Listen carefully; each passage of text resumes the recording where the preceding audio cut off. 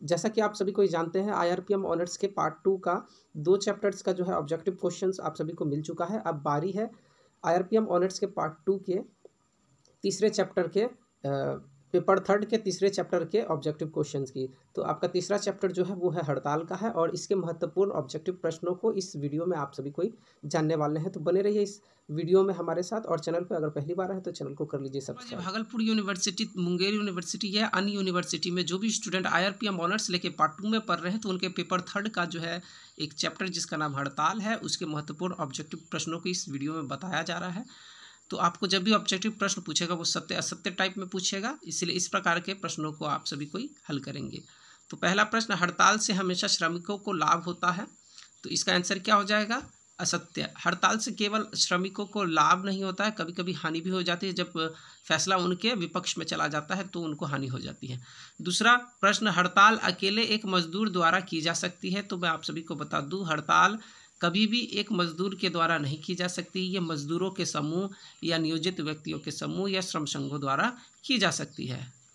तीसरा प्रश्न, हड़ताल हमेशा समूह में होता है, तो हड़ताल हमेशा समूह में होता है, ये सत्य हो जाएगा। चौथा प्रश्न, हड़ताल से नियोजक को कोई हानि नहीं होती है, ठीक है। तो हड़ताल से हमेशा नियोजक को हानि होने का खतरा होता है और वो आर्थिक हो सकता है, तो आर्थिक हानि ज़्यादा होने की संभावनाएं रहती है, इसलिए इसका आंसर क्या हो जाएगा? F। यानी कि मैं आप सभी को बता दूं, सत्य के लिए मैं T लिख रहा हूं और असत्य के लिए F लिख रहा हूं, ठीक है। तो इसका आंसर क्या हो जाएगा? असत्य। पांचवा प्रश्न, हड़ताल की पूर्व सूचना देना आवश्यक है। जी हाँ, हड़ताल की पूर्व सूचना देना आवश्यक है औद्योगिक विवाद अधिनियम के अंतर्गत, औद्योगिक विवाद अधिनियम 1947 के अंतर्गत। चलिए, छठा नंबर प्रश्न, तालाबंदी और हड़ताल में कोई अंतर नहीं है, तो एकदम अंतर है। तालाबंदी जो है नियोजक द्वारा की जाती है, जबकि हड़ताल श्रमिकों द्वारा की जाती है, और इसका हड़ताल जो है धारा 2Q धारा में, और जबकि तालाबंदी 2 धारा में जो है इसका वर्णन है। तो ये क्या हो जाएगा? असत्य हो जाएगा। क्या हो जाएगा? असत्य।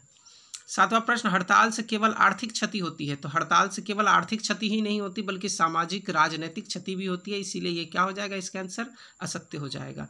8 नंबर प्रश्न, हड़ताल का प्रभाव समाज पर पड़ता है। जी हाँ, हड़ताल का प्रभाव जो है समाज पर भी पड़ता है। ये प्रभाव प्रतिकूल या अनुकूल हो सकते हैं।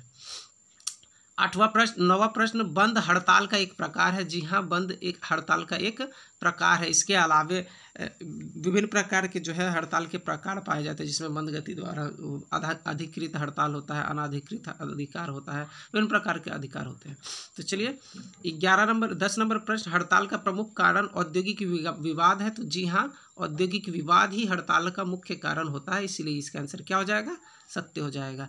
11 नंबर प्रश्न, हड़ताल से श्रम संघ शक्तिशाली बन सकते हैं। जी हाँ, हड़ताल का फैसला अगर श्रमिकों के हित में जाता है, उनके पक्ष में जाता है, तो श्रम संघ इससे शक्तिशाली बनते हैं, तो इसका आंसर क्या हो जाएगा? सत्य हो जाएगा।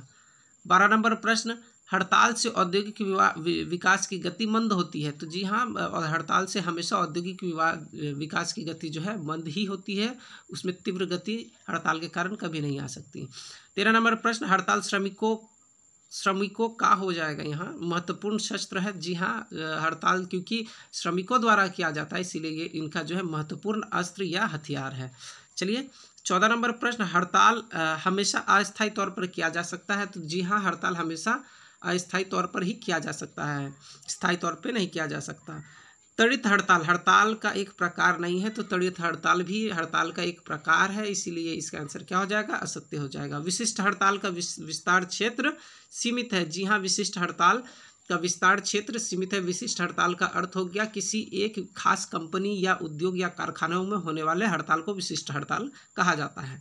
चलिए 17 नंबर प्रश्न, औजार रोको हथियार, टूल डाउन स्ट्राइक और कलम रोको पेन डाउन स्ट्राइक दोनों ही हाजिर हड़ताल के प्रकार है। जी हाँ, हाजिर हड़ताल में क्या होता है कि मजदूर काम पे तो जाता है लेकिन काम करता नहीं है, तो ये दोनों ही उसके ही प्रकार है, तो ये इसका आंसर क्या हो जाएगा? सत्य हो जाएगा। 18 नंबर प्रश्न, अनाधिकृत हड़ताल को वाइल्ड कैट हड़ताल भी कहा जाता है। जी हाँ, अनाधिकृत हड़ताल को वाइल्ड कैट हड़ताल भी कहा जाता है, ये इसका आंसर क्या हो जाएगा? सत्य हो जाएगा।